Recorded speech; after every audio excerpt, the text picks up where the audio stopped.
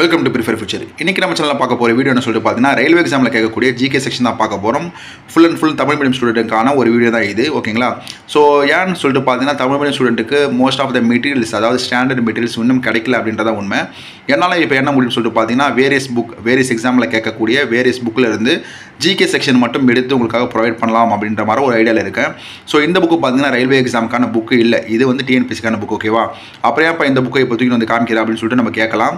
தமிழ் தவிர்த்து மிச்சம் செக்ஷன் பார்த்தீங்கன்னா ஜிஎஸ், ஜிகே, ரீசனிங், மேக்ஸ் அப்படின்றது வரும் டிஎன்பிசியில்.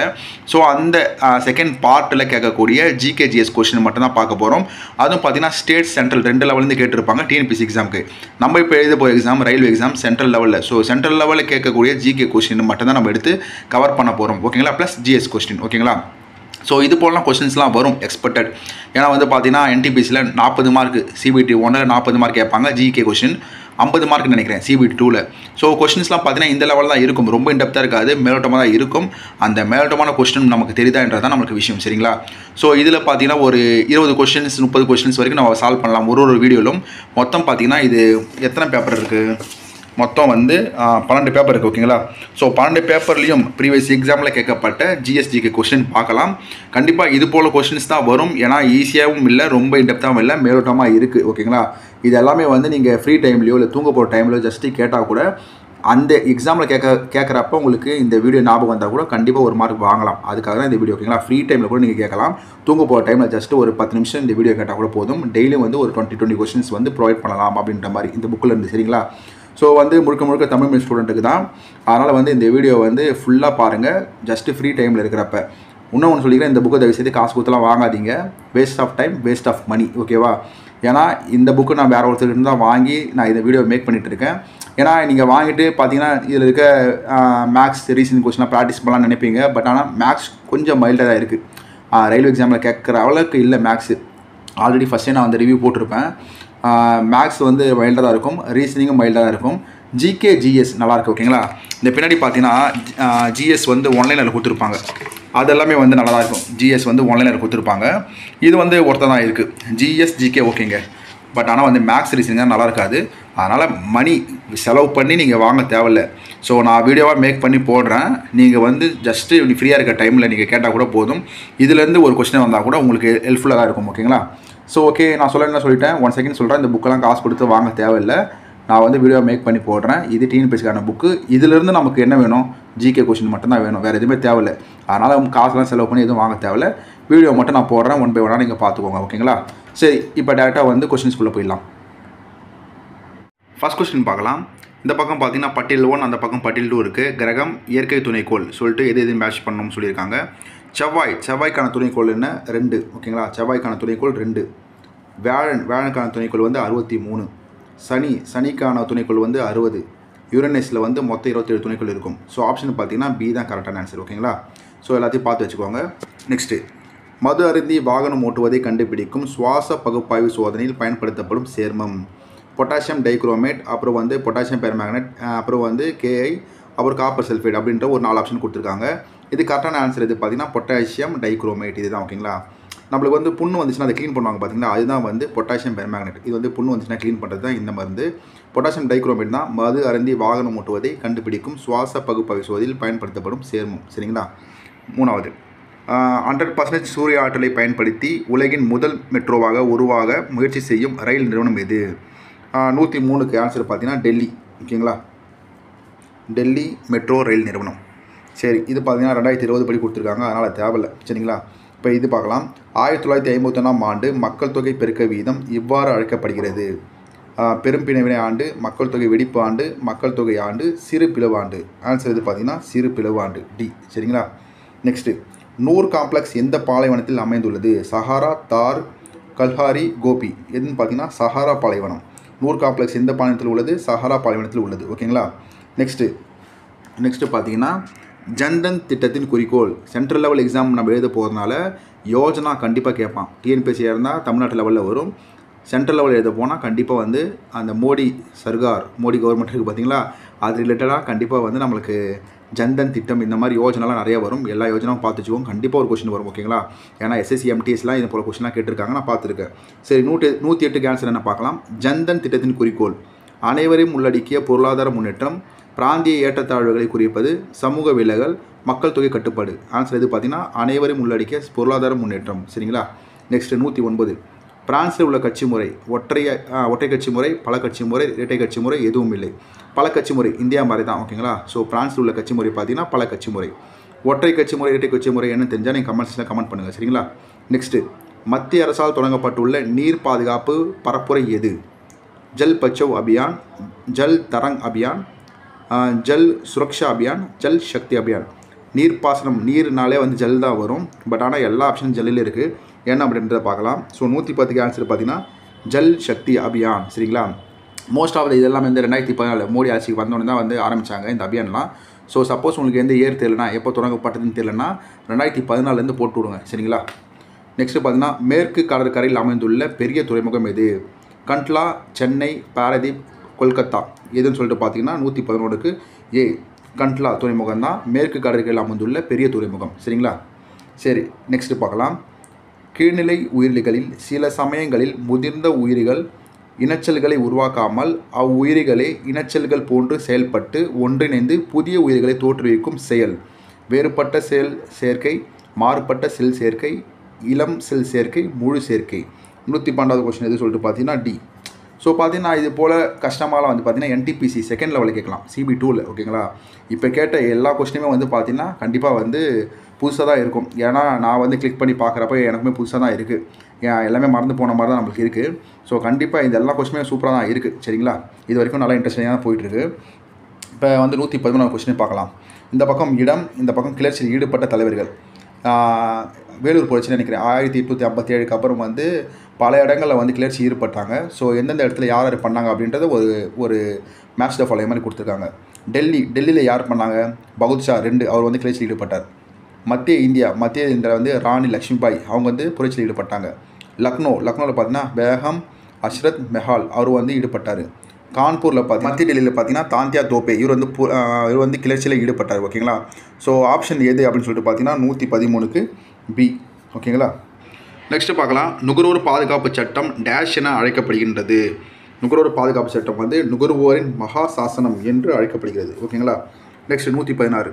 குடியரசுத் தலைவர் மற்றும் துணை குடியரசுத் தலைவர் நாடாளுமன்ற மேல் சபை உறுப்பினர் டேஷ் முறை மூலம் தேர்ந்தெடுக்கப்படுகின்றனர். 116க்கு ஆன்சர் பார்த்தீங்கன்னா சி. மறைமுக தேர்தல் மூலமாக தான் இவங்களெல்லாம் தேர்ந்தெடுக்கப்படுறாங்க. சரிங்களா? நெக்ஸ்ட்டு பார்த்தீங்கன்னா வந்து ஸ்டேட்மெண்ட் ஆர்குமெண்ட் மாதிரி கொடுத்துருக்காங்க. பின்வரும் கூறுகளில் எவை சரியானது? ஆளுநரின் பதவிக்காலம் 5 ஆண்டுகள். ஆளுநரின் பதவிக்காலம் முடிவடைந்த போதிலும் கூட பின்னர் வருபவர் பதவியேற்கும் வரை பதவியில் தொடங்குகிறார். எது சரி எது தவறு அப்படின்ற மாதிரி சொல்லியிருக்காங்க.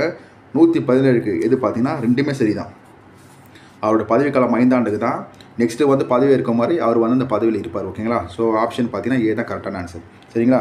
நெக்ஸ்ட்டு பார்த்தீங்கன்னா இதுவும் வந்து ஒரு ஸ்டேட்மெண்ட் ஆர்குமெண்ட் மாதிரி தான். எவ்வளோ பேர் ஸ்டேட்மெண்ட் கொடுத்துருக்காங்க பாருங்கள். இதை படித்து பார்த்து எது சரி எது தவறு அப்படின்ற மாதிரி சொல்லணும். ஓகேங்களா? காரங்கள் பற்றி கீழ்கண்ட கூற்றுகளில் எவை சரியானது? காரங்கள் நீரில் கரைந்து ஹைட்ராக்சைடு அயனிகளை தரும் சேர்மங்கள் காரங்கள் எனப்படுகின்றன. இவை நீல லிட்மஸ் தாளை சிவப்பாக மாற்றுகின்றன. சரி. 3வது பார்த்தீங்கன்னா துத்தநாகம் சோடியம் ஹைட்ராக்சைடுடன் வினை புரிந்து ஹைட்ரஜன் வாயுவை வெளியிட்டு சோடியம் ஜிங்கேடுகளை தருகின்றன. சரி, ஓகே. இவை பினாப்தலனுடன் நிறமற்றதாகவும் மெத்தில் ஆரஞ்சுடன் இளஞ்சிவப்பு நிறத்தையும் தருகின்றன. ஸோ எது வந்து கரெக்டான ஆன்சர் அப்படின்ற மாதிரி கேட்டிருக்காங்க. 112க்கு எது அப்படின்னு சொல்லிட்டு பார்த்தீங்கன்னா ஆப்ஷன் 1 and 2 இது மட்டும் தான் கரெக்டான ஆன்சர். ஓகேங்களா? ஆப்ஷன் 1 and 2 மட்டும் தான் கரெக்டான ஆன்சர். ஸோ இதெல்லாம் உண்மையாலுமே இன்டெப்த்தான கொஸ்டின் தாங்க. சரிங்களா? சரி, நெக்ஸ்ட்டு பார்ப்போம். 119வது கொஸ்டின் பார்க்கலாம். ஓகேங்களா? இந்த பக்கம் பார்த்தீங்கன்னா பட்டியல் 1 பட்டியல் 2 கொடுத்துருக்காங்க. ஆர்டிகல் எது எந்த ஆர்டிகளோட வரும் அப்படின்ற மாதிரி கொஸ்டினாக கேட்டிருக்காங்க. ஓகேங்களா? சமத்துவ உரிமை எத்தனாவது கொஸ்டின்? 119வது கொஸ்டினா சமத்துவ உரிமை என்ன? விதிகள் 14லேருந்து 18 வரை சொல்கிறா சமத்துவ உரிமைகள். ஓகேங்களா? சுதந்திர உரிமை வந்து விதிகள் 19லேருந்து 22 வரை சொல்ல சுதந்திர உரிமை. அரசியலமைப்பிற்குட்பட்டு தீர்வு காணும் உரிமை 32. ஓகேவா? சமய சுதந்திர உரிமை வந்து விதிகள் 25லேருந்து 28 வரைக்கும் சொல்கிறாங்க. ஸோ ஆப்ஷன் எது? ஃபஸ்ட்டுக்கு வந்து 2, செகண்டுக்கு வந்து 3, தேர்டுக்கு வந்து 4, ஃபோர்த்து வந்து ஃபஸ்ட்டு. ஆப்ஷன் ஏ தான் கரெக்டான ஆன்சர் 119க்கு. சரிங்களா? நெக்ஸ்ட்டு, பிரிட்டிஷ் இந்தியாவில் பெண்களுக்கு வாக்குரிமை எந்த ஆண்டிலிருந்து வழங்கப்பட்டது? 1920, 21, 22, 23. கரெக்டான ஆன்சர் எதுன்னு சொல்லிட்டு பார்த்தீங்கன்னா 1921. ஓகேங்களா? நெக்ஸ்ட்டு பார்த்தீங்கன்னா இது வந்து தமிழ்நாட்டு ஜிகே. ஓகேங்களா? ஸோ தமிழ்நாட்டு ஜிகே மோஸ்ட்லி வராது. ஸோ பட் இதுக்கு ஆன்சர் நீங்கள் தெரிஞ்சுக்கணும்னு நினச்சிங்கன்னா வந்து 121க்கு சி தான் கரெக்டான ஆன்சர். ஓகேவா? 1924 தமிழ்நாடு ஜிகே உங்களுக்கு வராது. ஓகேங்களா? ஸோ இதுவும் தமிழ்நாடு பற்றி தான் போட்டிருக்கு. ஆர்டி பேனர்ஜி என்பவரால் 1922 கண்டறியப்பட்ட நகரம் 123 பார்த்தீங்கன்னா மெஹஞ்சதுரோ. ஆர்டி பேனர்ஜி என்பவரால் தான் வந்து நகரம் வந்து கண்டறியப்பட்டது. இப்போ 1922. ஓகேங்களா? முகலாய காலத்தில் நவீன நாணய முறையின் தந்தை என்று அழைக்கப்படுபவர் யார்? இதெல்லாம் கேட்கலாம், ஹிஸ்ட்ரி கொஸ்டின். ஓகேங்களா? முகலாயர் காலத்தில் நவீன நாணய முறையின் தந்தை என்று அழைக்கப்படுபவர் யார்? பாபர், அக்பர், ஷெர்ஷா, ஷாஜகான். ஷெர்ஷா தான் கரெக்டான ஆன்சர் 124. ஓகேங்களா? சரி, ஓகே. நெக்ஸ்ட் கொஸ்டின் பார்க்கலாம். ஓகே, நெக்ஸ்ட் கொஸ்டின் பார்க்கலாம். உத்கல் சமவெளி டேஷ் மாநிலத்தில் அமைந்துள்ளது? உத்கல் சமவெளி எந்த மாநிலத்தில் அமைந்துள்ளது? 126 வந்து சி, ஒடிசா மாநிலத்தில் அமைந்துள்ளது. ஓகேங்களா? 0 டிகிரி தீர்க்க ரேகையும் 0 டிகிரி அட்ச ரேகையும் காணப்படுவது எதில்? மத்திய ஆஸ்திரேலியாவா, பிரேசில், தென் அட்லாண்டிக் மற்றும் மேற்கு ஆப்பிரிக்கா, தென் துருவங்களில்? 127 வந்து ஆன்சர் பார்த்தீங்கன்னா சி, தென் அட்லாண்டிக் மற்றும் மேற்கு ஆப்பிரிக்கா இதில் தான் வந்து காணப்படுகிறது. ஓகேங்களா? பன்றி காய்ச்சலை உருவாக்கும் virus rubella, rhino virus, H1N1, alpha. 128க்கு ஆன்சர் பார்த்தீங்கன்னா H1N1 வைரஸ். ஓகேங்களா? நெக்ஸ்ட்டு பார்த்துக்கலாம். ஆண்ட்ரிஜன் இணைவு புரதத்தை உற்பத்தி செய்பவை ஹைபோதலாமஸ், லீடிக் செல்கள், அதுக்கப்புறம் பார்த்தீங்கன்னா டெஸ்ட்ரோன், அப்புறம் செர்டோஸ் செல்கள். எது அப்படின்னு சொல்லிட்டு பார்க்கலாம். 129க்கு ஆன்சர் அப்படின்னு சொல்லிட்டு பார்த்தீங்கன்னா டி தான், செர்டோஸ் செல்கள் தான் வந்து ஆண்ட்ரிஜன் இணைவு புரதத்தை உற்பத்தி செய்கின்றன. ஓகேங்களா? சரி, இப்போ பார்த்தீங்கன்னா 130. எல்லா கொஸ்டினுமே பார்த்தீங்கன்னா தெரிகிற கொஸ்டின் மாதிரி இல்லை. கரெக்டு தானே? ஸோ உங்களுக்கு சப்போஸ் தெரிஞ்சிச்சுன்னா நீங்கள் உண்மையுமே கிரேட்டு தான், நல்ல பாதையில் தான் போயிட்டுருக்கீங்க, அதாவது கரெக்டான ரூட்டில் தான் போயிட்டுருக்கீங்க. சரிங்களா? கூற்றியே விளக்கமார். இரத்த மாதிரிகள் எடுக்க தமனிகளை விட சிரைகளை சிறந்தவை. கூற்று விளக்கம். சிரைகளின் இரத்த அழுத்தம் குறைவாக இருக்கும். ஸோ எது கரெக்ட் அப்படின்னு சொல்லிட்டு பார்க்கலாம். 130க்கு ஆன்சர் எது சொல்லிட்டு பார்த்தீங்கன்னா ஏ தான். ஏ மற்றும் ஆர் இரண்டும் சரி, மேலும் ஆர் என்பது ஏவிற்கான சரியான விளக்கம். 130க்கு ஏ தான் கரெக்டான ஆன்சர். ஓகேங்களா? நெக்ஸ்ட்டு பார்க்கலாம். ஓகே, நெக்ஸ்ட் கொஸ்டின் பார்க்கலாம். பின்வரும் ஒரு வித்தலை தாவரங்கள் பற்றி கூற்றுகளில் தவறானது எது? விதை ஒரு வித்தலை கொண்டது. இலைகளின் இணைப்போக்கு நரம்பமைவு காணப்படுகின்றன. சல்லிவேர் தொகுப்பு காணப்படுகின்றது. ஐந்தங்க மலர்கள் காணப்படுகின்றது. 131க்கு ஆன்சர் பார்த்தீங்கன்னா ஐந்தங்க மலர்கள் காணப்படுகின்றன. ஓகேங்களா? சரி, ஓகே. நெக்ஸ்ட்டு ஜிகே பார்க்குறதுக்கு முன்னாடி சும்மா ஒரு மேக்ஸ் மட்டும் பாருங்கள், எப்படிலாம் கொஸ்டின் கேட்டிருக்காங்கன்னு சொல்லிட்டு. இதெல்லாம் வந்து ஒரு நார்மலான கொஸ்டின்ஸ் தான். இது போல் வந்து கேட்குறதுக்கு சான்சஸ் கம்மி தான். ஓகேங்களா? ஸோ டிஎன்பிஎஸ்சின்றாலும் இப்படி கேட்டிருக்காங்க. பட் ஆனால் இதுலேயும் சில டஃபஸ்ட்டு கொஸ்டின்லாம் இருக்குது. அதெல்லாம் கலெக்ட் பண்ணி ஒரு வீடியோ நம்ம போடலாம். பட் இப்போ ஜிகேல கான்சன்ட்ரேட் பண்ணலாம். ஓகேங்களா? சுத்தமான குடிநீர் பெறுதல் என்பது நமது அடிப்படை உரிமை. இது இந்திய அரசியலமைப்பில் எந்த பிரிவில் அடங்கியுள்ளது?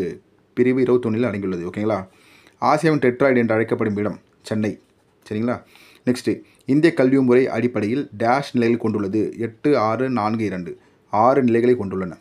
நெக்ஸ்ட்டு பார்த்தீங்கன்னா தமிழ்நாட்டில் முதலமைச்சராக, சரி ஓகே தமிழ் ஜிகே தான் இருந்தாலும் காமராஜர் வந்துட்டார். ஸோ அதனால் நம்ம இதையும் சொல்லிக்கலாம். ஓகேங்களா? ஒரு ஜென்ரல் நாலேஜ் தான், தப்பு கிடையாது. தமிழ்நாட்டின் முதலமைச்சராக காமராஜர் பதவி வகித்தது வந்து 9 வருடங்கள். சரிங்களா? நெக்ஸ்ட்டு, ஜிஎஸ்டி இந்தியாவின் நடைமுறைக்கு வந்தது? இதெல்லாம் முக்கியமான கொஸ்டின், கண்டிப்பாக கேட்பான். Goods and service tax, GST full form.